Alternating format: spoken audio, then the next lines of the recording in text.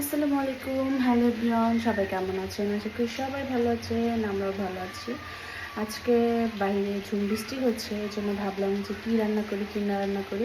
আর আজকে যা যা রান্না করবো আপনাদের সাথে শেয়ার করবো, তো আপনারা দেখতে থাকেন আজকে কী রান্না করি।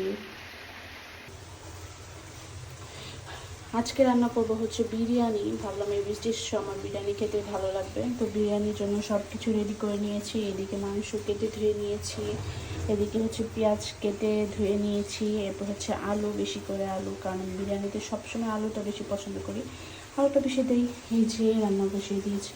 তো আজকে পাতিলেই মাংসটা রান্না করে বিরিয়ানির জন্য কষিয়ে তারপর ওখানে চাল দিয়ে দেবো, কারণ অন্য সময় কড়াইতে কষিয়ে তারপর চালের সাথে মিক্সড করি।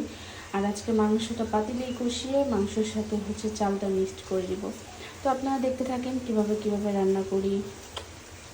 বিরিয়ানি রান্না করতে করতে একটু আম খেয়ে নিচ্ছি। বাবুর জন্য আমগুলো কেটেছিলাম, কিন্তু বাবুর আজকে জিব্বা কেটে গেছে পপকর্ন খাওয়ার সময়, জন্য বাবু কিচ্ছু খেতে পারছে না, এই জন্য এগুলো আমি এখন খেয়ে নিচ্ছি। তো রান্নাটা চুলায় বসায় দিয়েছি।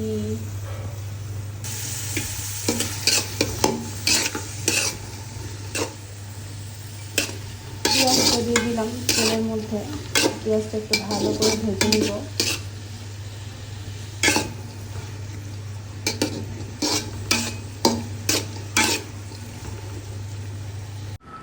হালকা করে পেঁয়াজটা ভাজা ভাজা করে নেওয়ার পর এখন আমি মাংসগুলো দিয়ে দেব। আমি মুরগির মাংস রান্না করার সময় বা বিরিয়ানি রান্না করার সময় সব সময় পেঁয়াজটা একটু হালকা ভাজা ভাজা করার পরে মাংসটা দিয়ে একটু ভেজে নিই, তারপর মশলাগুলো অ্যাড করি।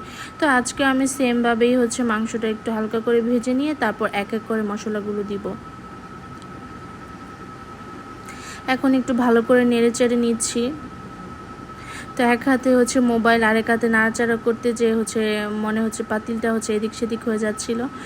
তো কড়াইতে আজকে রান্না করি নাই, আজকে যেহেতু পাতিলেই রান্না করছি, এই জন্য একটু নাড়াচাড়াটা একটু বেশি করার কারণে পাতিলটা এদিক সেদিক হয়ে যাচ্ছে। তো এখন ভালো করে একটু ভেজে নিব, এরপর আমি এক এক করে সব মশলা দিব। তো আমি বিরিয়ানি রান্না করার সময় সব সময় বাড়ির মশলা প্লাস কেনা মশলা দুটাই অ্যাড করি।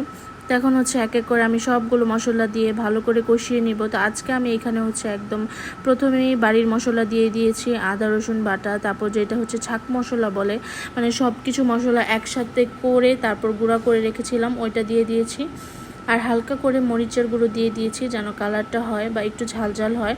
তো এরপর আমি এখন দিয়ে দিয়েছি একদম কিনা মশলা, যেটা এই মশলাটা না দিলে ফ্লেভারটা ভালো হয় না, এই জন্য আমি কিনা মশলাটাও দিয়ে দিলাম। আর কিনা মশলাটা দেওয়ার পর ফ্লেভার ভালো, টেস্ট সব কিছুই হয়। তো এখন আমি অল্প করে পানি দিয়ে দিব কষিয়ে নেওয়ার জন্য।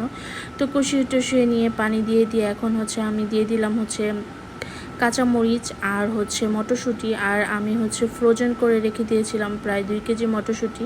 তো মাঝে মাঝে রান্না করার সময় এই মটরশুঁটিটা অ্যাড করি আমি। আর বিরিয়ানিতে, পোলাওতে মটরশুঁটি দিলে আমার কাছে ভালো লাগে, কার কাছে কেমন লাগে জানি না।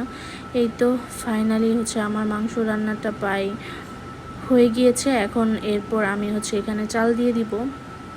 তো সবাইকে দেখি যে এইভাবে রান্না করে, তো এইভাবে রান্না করলে নাকি পোলাওটা বা বিরিয়ানিটা খুব ভালো হয়। তো এখানে এই যে 1 কেজি পরিমাণে চাল দিয়ে দিলাম। তো এখানে নাড়াচাড়া করে এরপর পরিমাণ মতো পানি দিয়ে ঢেকে দিলেই হয়ে যাবে ফাইনালি বিরিয়ানি।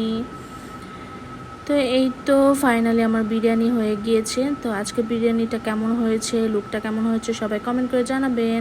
আর আজকে ভিডিওটা এই পর্যন্ত, সবাই ভালো থাকবেন। আল্লাহ হাফেজ, আসসালামু আলাইকুম।